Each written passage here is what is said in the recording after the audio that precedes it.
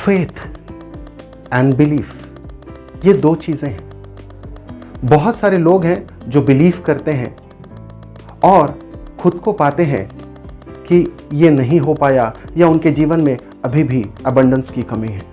पर when you have got an unshakeable faith, जब faith प्रगाढ़ हो जाती है, एकदम स्तंभित हो जाती है, एकदम ठोस हो जाती है, तब जीवन में ये अबंडेंस जो है वो अपने आप आना चालू हो जाता है।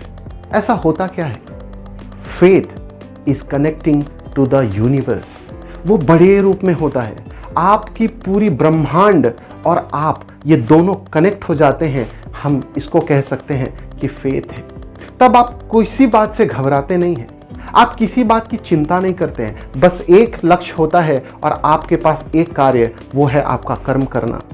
आप कर्म करते जाते हैं और वो सारी चीज़ें अपने आप आपके तरफ आकर्षित होती चली जाती है।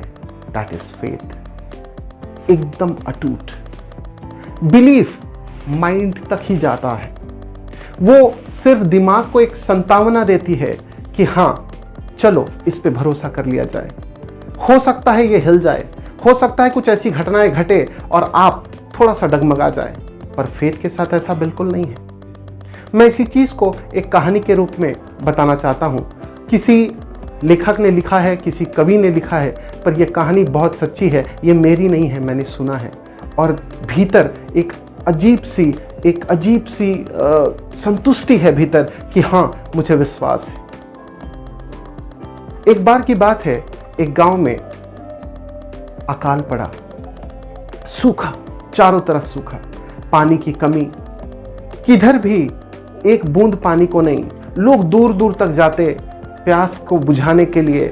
लोगों ने कुएं खोदे पर पानी फिर भी नहीं मिली। नदियां सूख गई, तालाब सूख गए, पेड़ पौधे सूखने लगे, मुरझाने लगे। खेत खलियानों में फसल नहीं थी। लोग त्राहिमाम कर रहे थे, लोग बेचैन थे।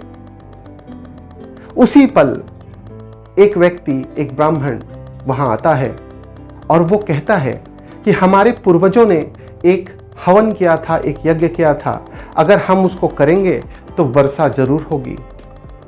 I believe that. लोगों ने भी बिलीव किया और बोले हाँ।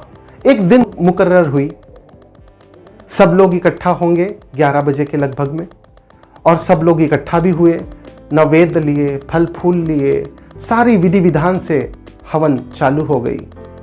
पर उसी पल एक छोटा सा बच्चा मुस्कुराते हुए, हिलते डुलते, चंचलता के साथ वहां पर पहुंचा, और जैसे ही उस बच्चे को गांव वालों ने देखा, हंसने लगे उस पर। ऐसी क्या बात थी? बच्चा मुस्कुराया, गांव वाले हंसने लगे, और उन लोगों ने कहा उस बच्चे से कि पागल हो क्या, यहां पूजा चल रहा है तो तुमको पूजा की सामग्री लेकर आनी थी और तुम छाता लेकर आ गए। वो बच्चे की बात सुनकर मेरा दिल भर आया। और सही मायनों में अगर आप सुनेंगे और आप इस चीज पर अमल कर लेंगे तो आपकी जीवन बदल जाएगी। वो बच्चा कहता है, हवन किस लिए कर रहे हैं? बोला बारिश के लिए। बोला मुझे पक्का फेथ है, विश्वास है कि बारिश होगी ही, इसीलिए मैं छतरी के साथ आया हूं, मैं छतरी लेकर आया हूं।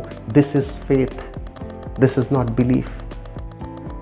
शब्द शायद एक जैसे लगें, फेथ, बिलीफ, ट्रस्ट, पर बहुत थिन लाइन है, बहुत थिन अंतर है, थोड़ा सा अलग है।